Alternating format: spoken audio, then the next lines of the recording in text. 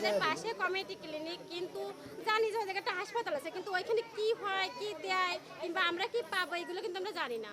উন্নয়ন আসার পরে ভাইরা আমাদের পরামর্শ দিছে, দেওয়ার পরে ওরা আমাদের সাথে করে নিয়ে গেছে, নিয়ে যাওয়ার পরে ওই ম্যাডামের সাথে পরিচয় করে দিছে। দেওয়ার পরে আমরা এই যে আমাদের মেয়েরা 15 বছরের যে মেয়েরা আয়রন ট্যাবলেট খেতে হয়, এগুলো কিন্তু আমরা জানতাম না, জানলেও হয়তো খাতাম না। ভাইরা পরামর্শ দেওয়ার পরে আমরা ওইখান থেকে ওই ট্যাবলেটগুলো আনিছি, কিংবা এই যে ডায়াবেটিসের রুগীগুলো আছে এদেরকে নিয়ে গেছি। আর আমরা গর্ভবতী মহিলাদের যে চেক আপটা হয়, আমরা মনে করি যে হয়তো আমাকে দরজায় কেউ আসে চেক আপ করবে, কিংবা আমাদের টাকা আছে আমরা খুলনায় চলে যাই, খুলনায় যাই চেক আপ হবে, কিন্তু আমাদের কাছে যে এত সুযোগ সুবিধা এগুলো আমরা জানতাম না, যার কারণে আমরা বঞ্চিত ছিলাম।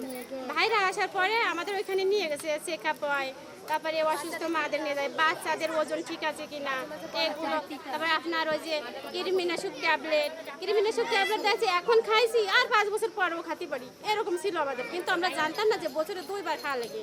আর আপনার 24 মাস ঊর্ধ্বে গেলে যে বাচ্চাদের কৃমিনাশক ট্যাবলেট খাওয়াতে, এগুলো আমরা জানতাম না। আমরা গেছি ওই ইচ্ছা করে, যদি কেউ কোনো মা বলতো যে হয়তো এর কৃমি হয়েছে 10 বছর হতে পারে, 5 বছর হতে পারে, সেই সময় হয়তো খাওয়াতাম।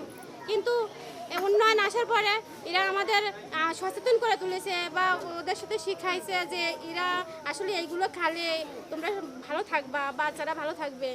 আর এই বিশেষ করে বাথরুমে আমরা স্যান্ডেল পরে যেতাম না, কিন্তু ভাইরা বলে যে স্যান্ডেল পরে যাবা, নাহলে রোগ হবে। আর আমরা দেশে বাথরুমে তো আসতেছি, ওই ময়লা হাতে আরও 5টা জিনিস পরে তারপরে যে হাত ধুচ্ছি, কিন্তু এইগুলো আমরা জানতাম না। ভাইরা বলেছে কি, আর ওই মিশিতে আসে, বাথরুমেতে আসে টিউ বলে যে সাবান দিয়ে হাত ধোবা না ভিতর।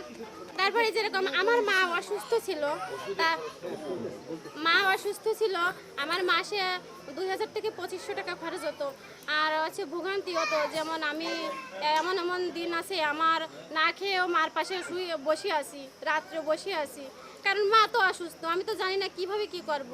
আর আমার এমন সামর্থ্য নাই যে আমি অত টাকা হঠাৎ করে আইনে 5000 টাকা খরচ করবো, এরকম সামর্থ্য ছিল না।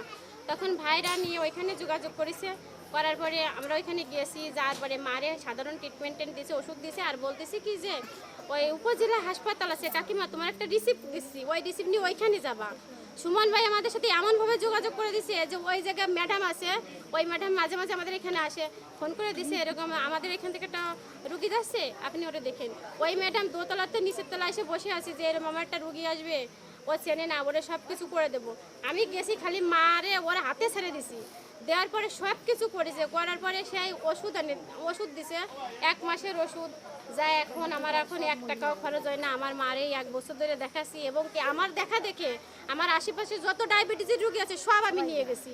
এখন আমার পাড়া অনেক সচেতন।